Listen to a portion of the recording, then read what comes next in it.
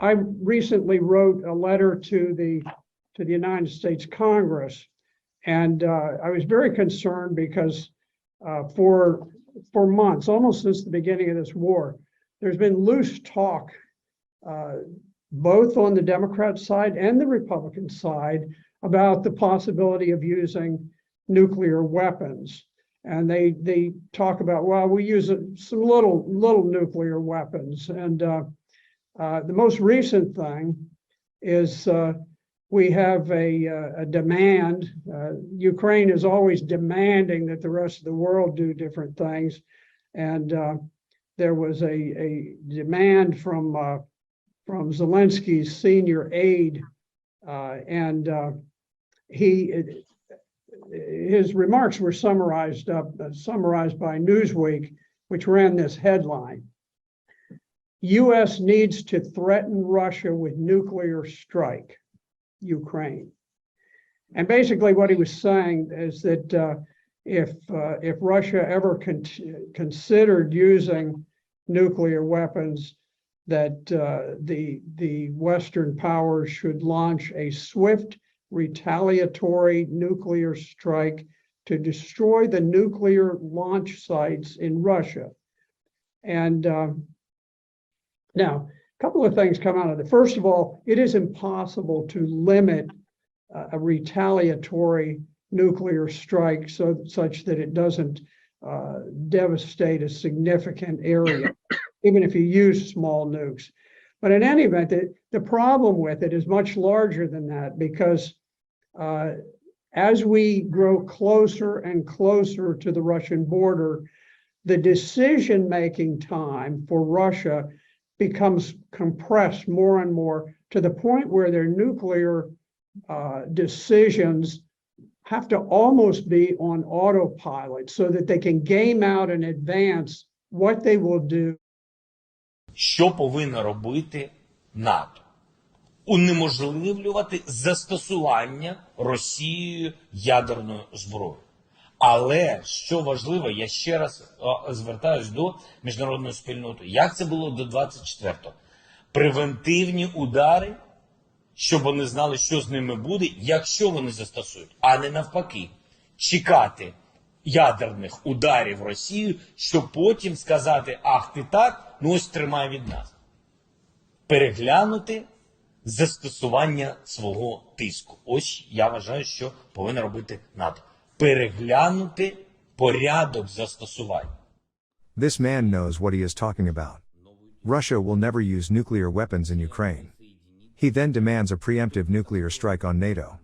Russian retaliatory nukes will not fly to Ukraine either.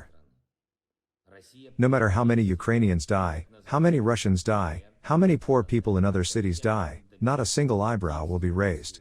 And Volodymyr Zelensky, the celebrity-endorsed dictator of the most corrupt nation in Europe.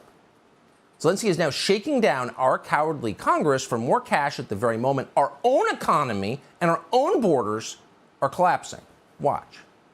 At this time, we have two key financial needs of the country. That's $38 billion to make up for the deficit of our budget for next year, and other $17 billion that were verified by the World Bank and needed to rebuild the critical infrastructure.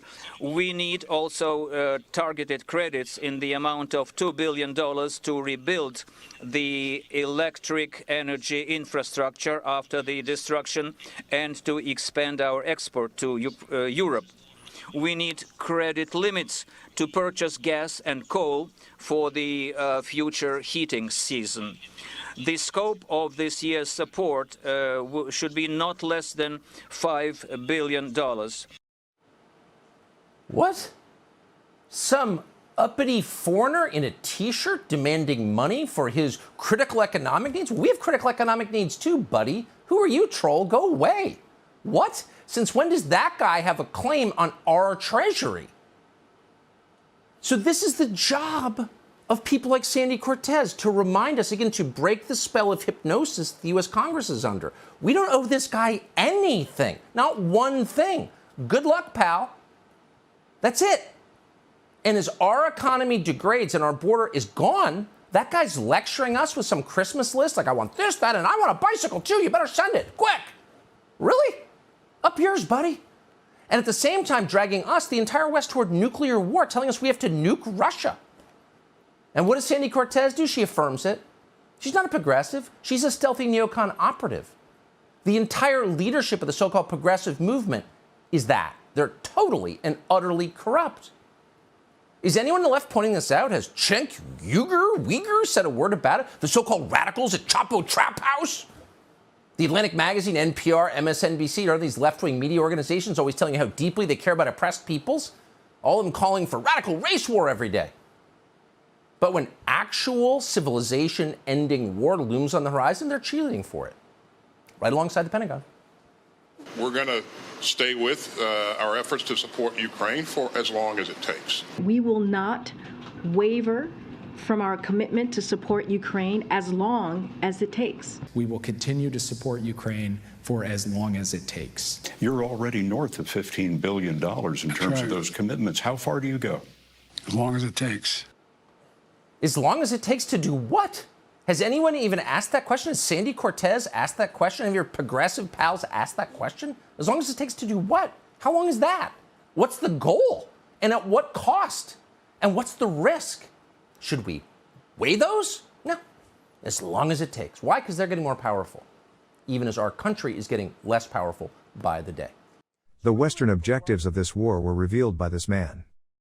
Вся територія нашої держави буде звільнена від цього ворога не тільки України, але й самого життя, людяності, закону і правди. Росія вже знає це, відчуває нашу міць. Бачить, що саме тут, в Україні, ми доводимо силу наших цінностей.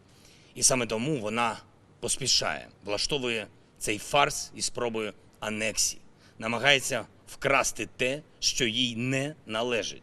Хоче вбивствами, знущаннями, шантажем і брехнею переписати історію і перемалювати кордони.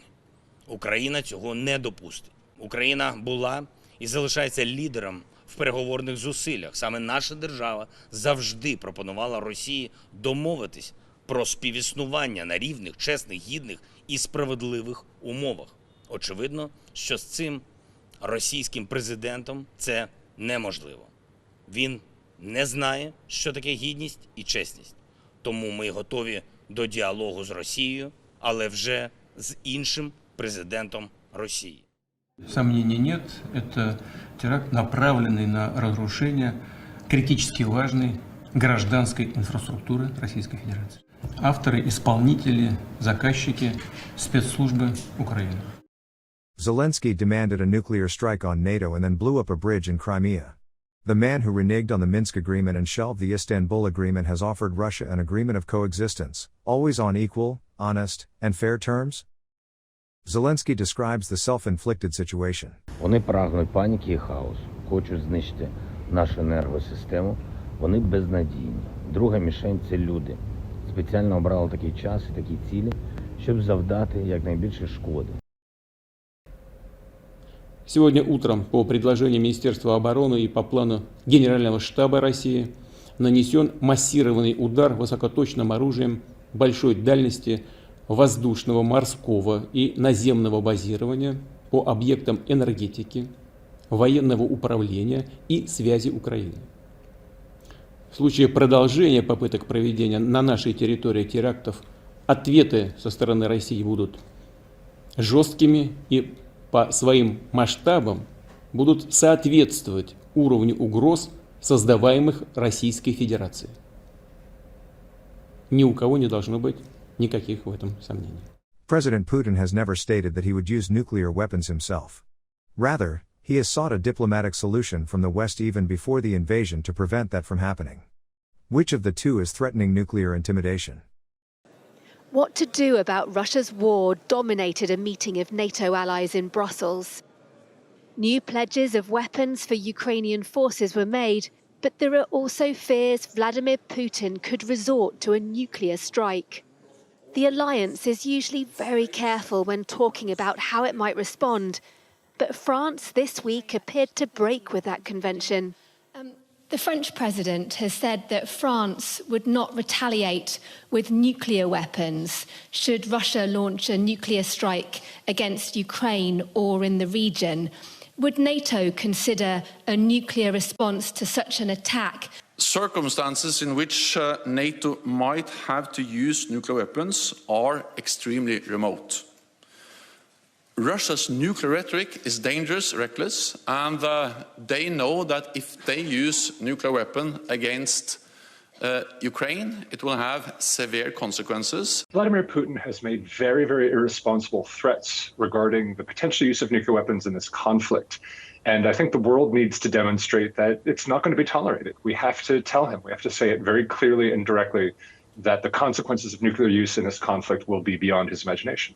What exactly has Vladimir Putin said that Russia is considering using nuclear weapons in Ukraine? He has. He's threatened to defend the annexed territories with all the means at his disposal. He said that right after the annexation. He said on the 21st of September, reminding the world that Russia possesses nuclear weapons. And throughout this crisis, he's made statements. But I don't think they're very credible. I think this is actually, his recent statements are designed to try to force negotiations. I think he's worried that he's losing on the battlefield, and he's trying to scare the West into pushing Ukraine towards negotiations. And again, we just have to show that these kinds of threats are irresponsible and they won't work. NATO Secretary General Stoltenberg gave a cautious response. The view of EU Foreign Policy Chief William Alberg is similar to the Japanese argument. In Japan, many still regard Zelensky as a hero. However, the reality is that in Europe there are anti-NATO, anti-EU, arms support for Ukraine, and demonstrations against sanctions against Russia in many places.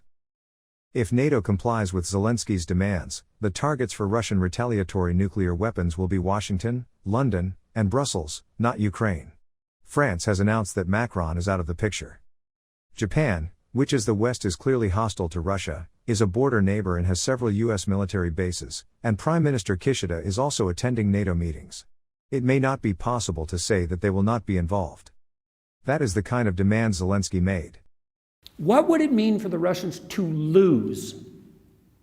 Like, let's say that's what the West wants. We want Russia to lose. Okay, well, what do you mean by that, lose exactly? Do you want the Russians to feel that they're going to lose? They have atom bombs. What is going to happen to a country that's already paranoid and misguided if they also think they're going to lose? You think they're just going to lose and we're not going to lose along with them? That's not going to happen.